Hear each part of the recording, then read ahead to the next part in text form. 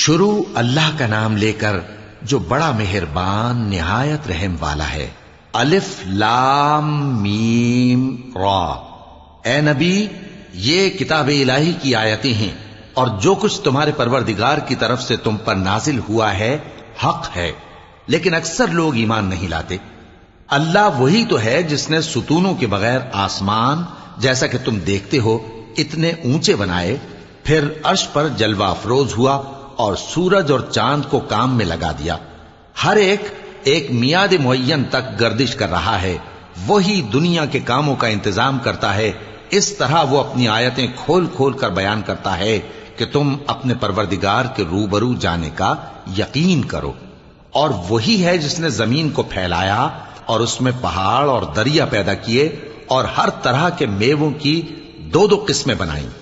وہی رات کو دن کا لباس پہناتا ہے۔ غور کرنے والوں کے لیے اس میں بہت سی نشانیاں ہیں۔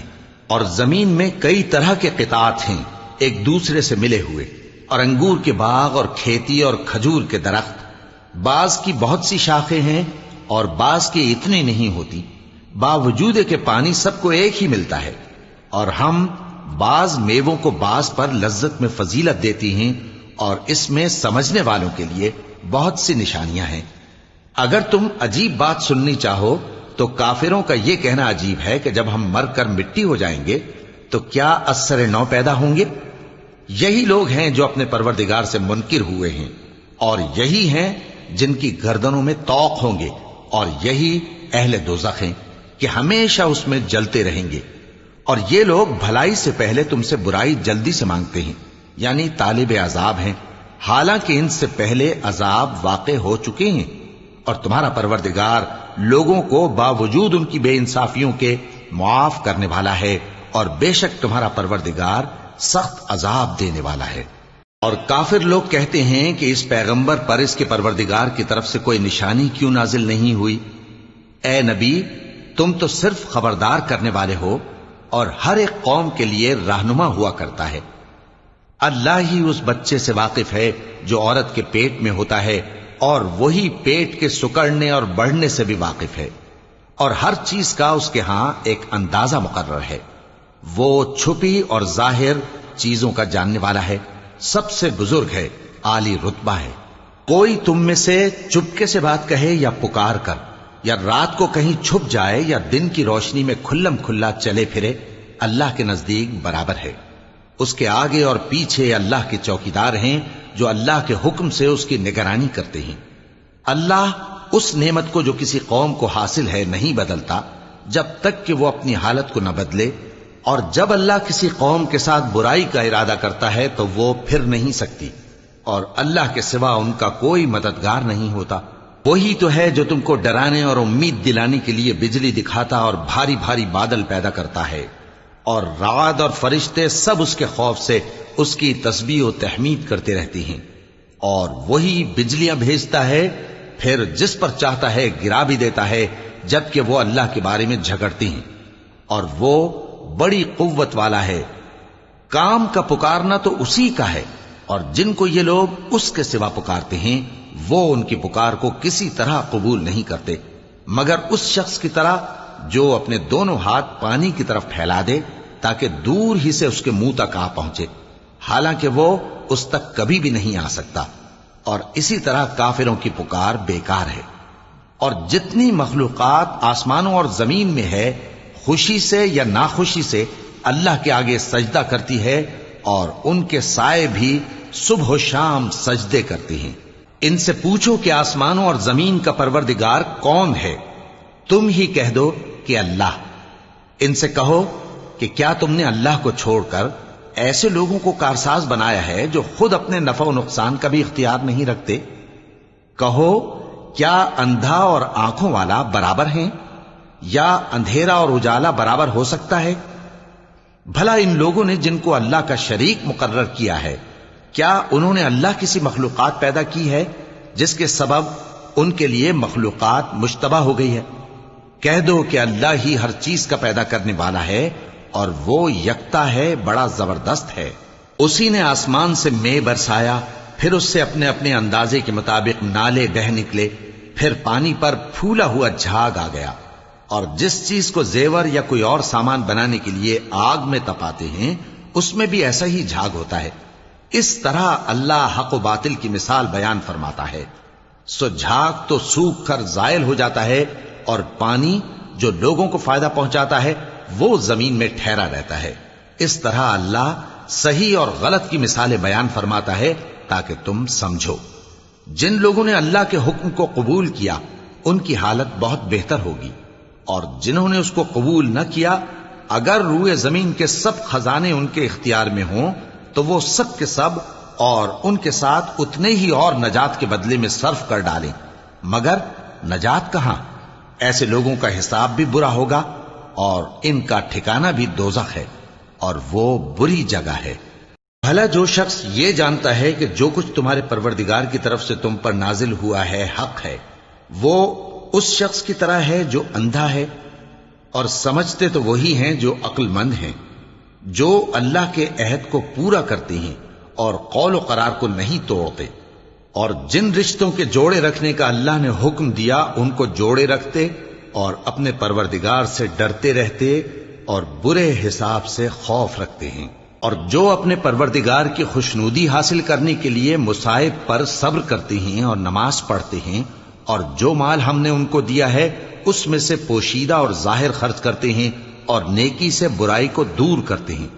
یہی لوگ ہیں جن کے لیے عاقبت کا گھر ہے، یعنی ہمیشہ رہنے کے باغات جن میں وہ داخل ہوں گے، اور ان کے باپ دادوں اور بیویوں اور اولاد میں سے جو نیکوکار ہوں گے وہ بھی بہشت میں جائیں گے، اور فرشتے بہشت کے ہر ایک دروازے سے ان کے پاس آئیں گے اور کہیں گے تم پر سلام ہو، یہ تمہاری ثابت قدمی کا بدلہ ہے، اور عاقبت کا گھر خوب گھر ہے. اور جو لوگ اللہ سے پختہ عہد کر کے اس کو توڑ ڈالتے اور جن رشتوں کے جوڑے رکھنے کا اللہ نے حکم دیا ہے ان کو قطع کر دیتے اور ملک میں فساد کرتے ہیں، ایسوں پر لعنت ہے اور ان کے لیے برا انجام ہے.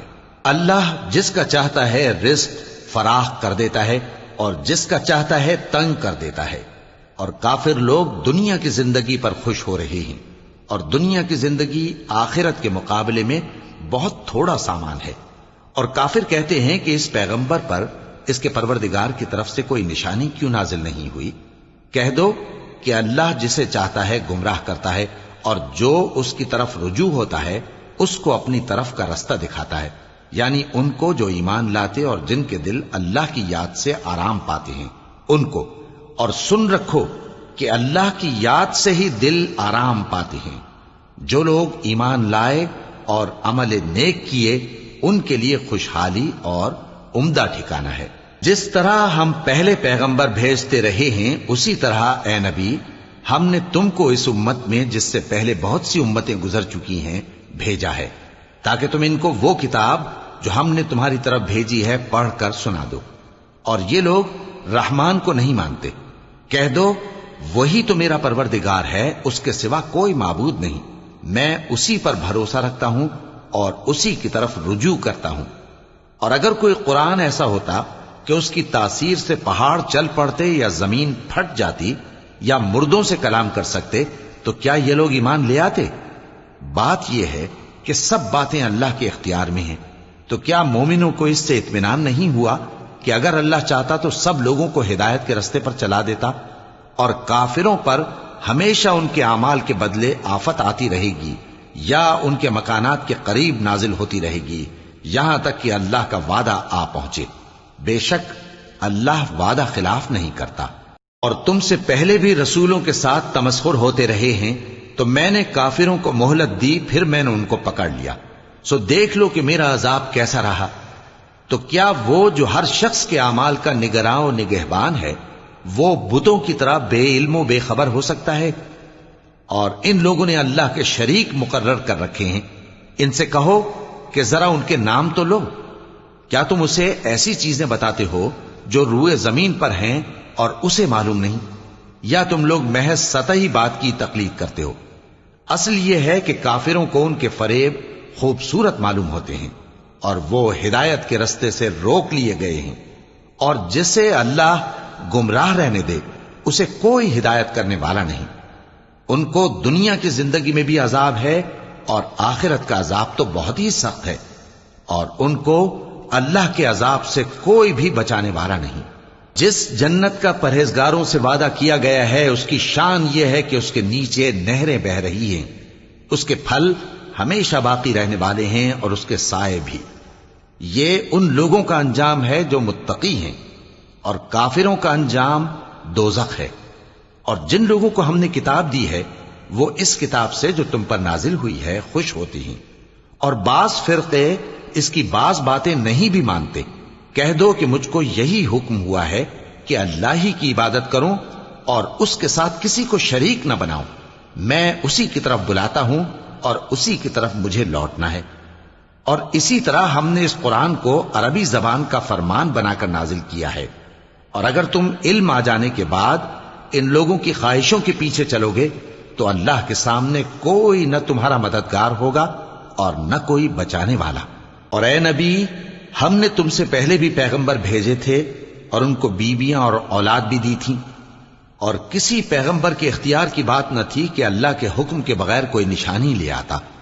ہر حکم قضا کتاب میں لکھا ہوا ہے۔ اللہ جس چیز کو چاہتا ہے مٹا دیتا ہے اور جس کو چاہتا ہے باقی رکھتا ہے، اور اسی کے پاس اصل کتاب ہے۔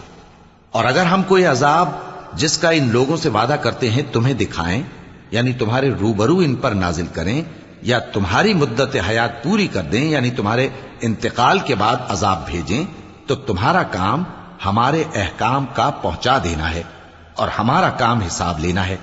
کیا انہوں نے نہیں دیکھا کہ ہم زمین کو اس کے کناروں سے گھٹاتے چلے آ رہے ہیں؟ اور اللہ جیسا چاہتا ہے حکم کرتا ہے، کوئی اس کے حکم کا رد کرنے والا نہیں، اور وہ جلد حساب لینے والا ہے۔ جو لوگ ان سے پہلے تھے وہ بھی بہتیری تدبیریں کرتے رہے ہیں، سو تدبیر تو سب اللہ ہی کی ہوتی ہے۔